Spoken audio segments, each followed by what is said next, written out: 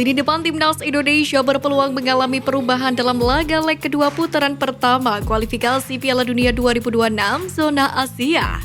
Apalagi dari awal justru pelatih asal Korea Selatan ini menekankan anak asuhnya bakal tetap main menyerang di markas Brunei Darussalam.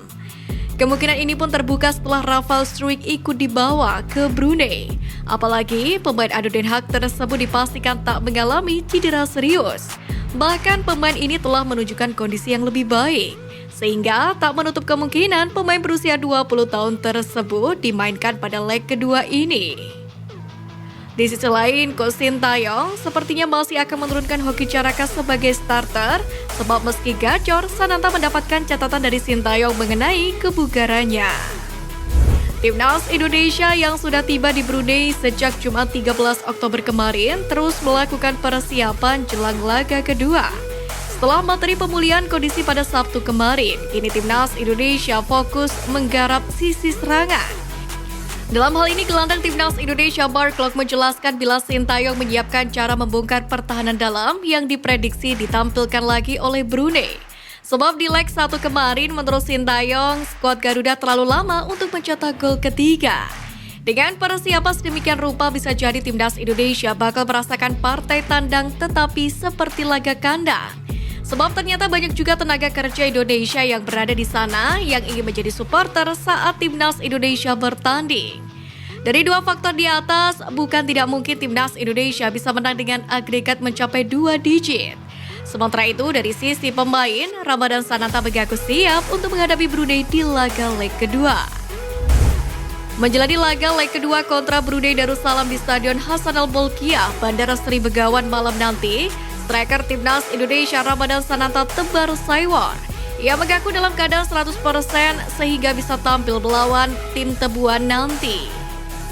Tentunya saya sangat siap untuk pertandingan kedua ini di Brunei. Dan tentunya saya berharap setiap saya dimainkan Coach Sin, saya selalu 100% dan selalu siap. Kondisi saya 100% karena kemarin saat sampai di Brunei kami pemulihan dan hari ini fokus ke taktikal dan kondisi saya sangat siap, kata Ramadhan Sananta. Kemenangan telak Timnas Indonesia atas Brunei Darussalam 6-0 ternyata tidak bisa memuaskan banyak pihak. Di mana pengamat sepak bola Tommy Welly atau yang akrab disapa Bung Toel mengkritik permainan skuad Garuda dari Brunei Darussalam pada Kamis lalu. Menurut Bung Toel, Timnas Indonesia tak bisa menunjukkan permainan terbaiknya. Dalam hal ini, dia menganggap bahwa buruknya permainan Timnas Indonesia tak lepas dari pemilihan pemain Sintayong yang mengistimewakan beberapa pemain untuk dipanggil kembali. Menurutnya konsep Timnas sudah seharusnya inklusif, yakni memberikan peluang bagi seluruh pemain Indonesia yang bisa tampil membela Garuda di dada.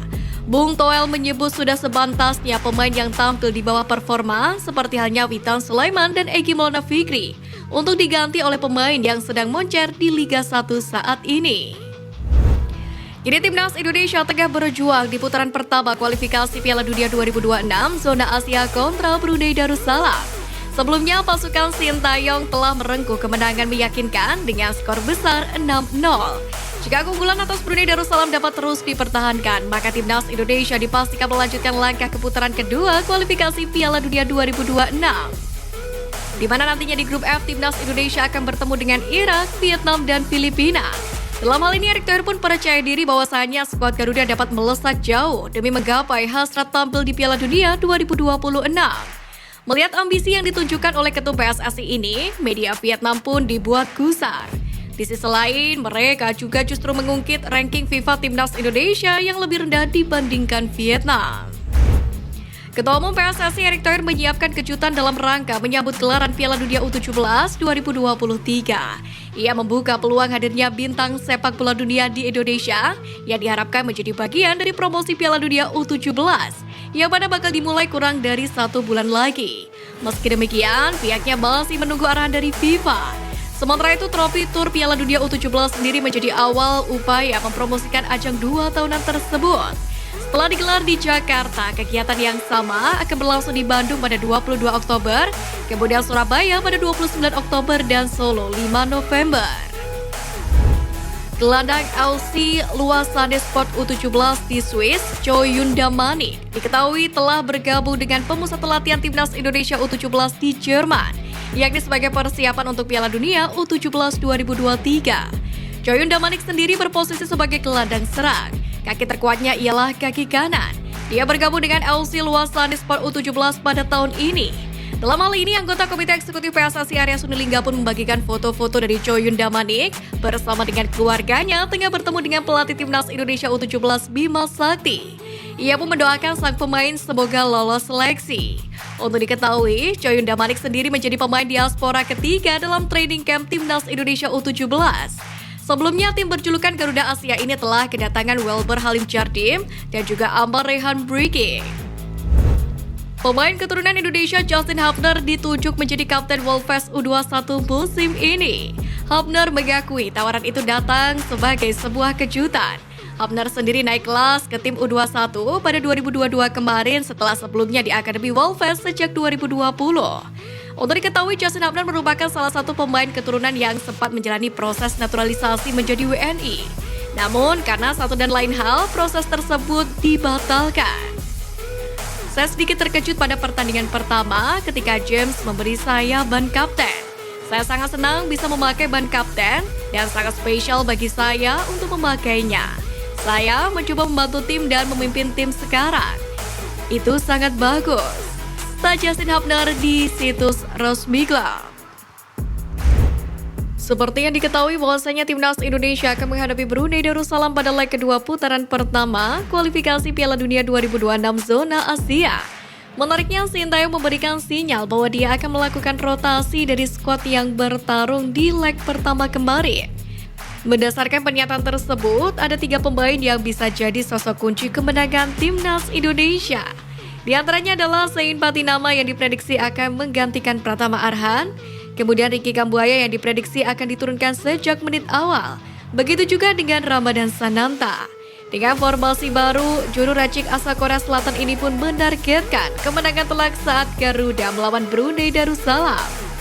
Di sisi lain, pelatih Timnas Indonesia Sintayong ini berharap tim Tebuan bisa menjadi lawan yang sulit dikalahkan bagi skuad Garuda.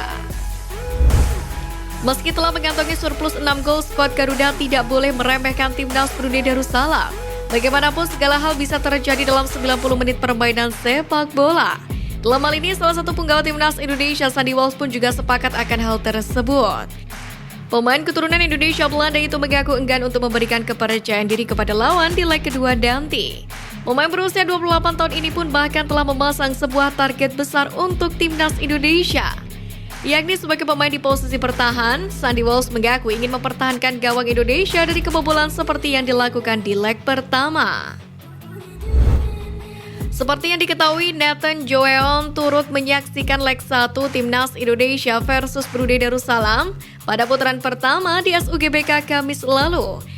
Pada kesempatan ini, Nathan Joeon bahkan diperkenalkan Ketua Umum PSSI Erick Thohir ke Presiden Joko Widodo yang berada di tribun VIP. Diakui Nathan, suasana di SUGBK saat itu sangat riuh. Alhasil dukungan supporter memotivasi skuad Indonesia yang sukses mengalahkan Brunei Darussalam dengan skor 6-0. Bagi Nathan, dia sudah ngebet untuk memperkuat Timnas Indonesia. Sementara itu, menurut Ketum PSSI, kemampuan Nathan diharapkan bisa menambah kekuatan merah putih.